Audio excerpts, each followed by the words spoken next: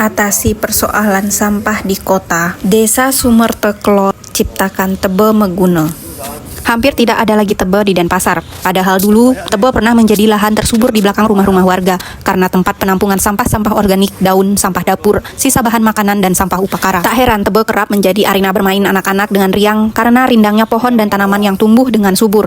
Kini semakin banyak warga Denpasar tak memiliki tebe yang dalam filosofi agama Hindu termasuk dalam Niste Mandala. Tak putus asa dengan kondisi Denpasar saat ini, Desa Sumerteklot ingin kembali menciptakan tebe di kota namun versi mini. Berbekal Desa Sumerteklot, I Gusti Ketut Anom Suwardano ditemui Jumat 25 April 2025 menuturkan tebe tersebut ia beri nama Tebe Maguna. Nama tebe yang diciptakan bukan tebe dengan lahan yang luas dan pepohonan rindang. Tebe Maguna yang diciptakan adalah berupa tong-tong tempat penampungan sampah organik, daun-daun di halaman kantor desa serta sisa bahan makanan kantor. Semuanya dimasukkan ke dalam tong yang mana bagian bawah tong diberi lubang kecil tempat keluarnya sampah organik yang membusuk dan menjadi kompos. Kira-kira butuh waktu 1 tahun atau kurang agar sampah-sampah daun ini bisa dipanen dan dijadikan media tanam dan pupuk tanaman-tanaman yang ada di lingkungan kantor desa, ujarnya. Tebe Meguna yang merupakan kearifan lokal warisan leluhur masyarakat Bali ini menurutnya tak boleh hilang. Meskipun Denpasar tak punya lahan untuk membuat tebe seperti dulu, namun menurutnya masyarakat dapat memetik konsep tebe dulu agar dapat diaplikasikan di era sekarang. Salah satunya yang ia lakoni adalah dengan tong-tong berukuran besar tempat penampungan sampah organik. Tak hanya itu, puluhan lubang-lubang kecil atau biopori dan 2 lubang besar dibentuk di sekitar halaman dan telajakan kantor desa.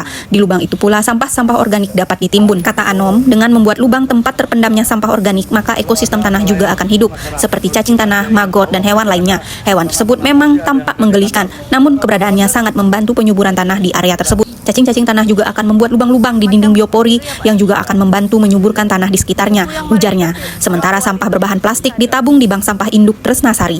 Sampah plastik yang ditabung akan dicatat dalam buku tabungan. Ada salah satu karyawan kami yang tabungan sampahnya sudah mencapai 5 juta tapi belum ingin ditarik, tukasnya sambil tertawarnya. Ia senang upayanya tersebut dapat diserap dan diaplikasikan pegawai desa. Ia berharap para pegawai dapat menularkannya ke warga desa lainnya. Selain itu, ia berharap warga yang datang ke kantor desa untuk memperoleh layanan publik sekaligus dapat melihat cara dan pola-pola penanganan sampah pada skala kantor sehingga dapat diaplikasikan di rumah masing-masing. Sehingga selain sebagai tempat pelayanan pada masyarakat, kantor desa juga diharapkan dapat berfungsi sebagai tempat edukasi pengelolaan sampah. Ia juga telah memberi bantuan biopori ke 10 banjar yang ada di Desa Sumerteklot, 7 SD yang ada di Sumerteklot, Pura Kahyangan 3, Pura Paibon, serta beberapa rumah warga.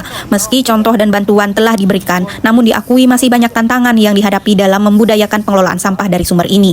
Tapi belum ada komitmen dari masyarakat terkait pengelolaan sampah dari sumber. Kami berharap dengan memberi contoh dan bantuan, masyarakat dapat mengolah sendiri sampahnya di rumah, ujarnya. Desa dengan luas 270 hektar dan 13.000 penduduk ini pada 2023 pernah mendata komitmen masyarakat dalam menangani sampahnya sendiri. Dari hasil presentasi bank sampah setiap banjar, hanya 30% warga yang tergabung di bank sampah. Ini menjadi indikasi belum banyak masyarakat yang memilah sampahnya. Maka dari itu ia mengimbau agar prajuru desa agar dapat mengimbau warganya setiap paruman untuk mengelola sampahnya sendiri.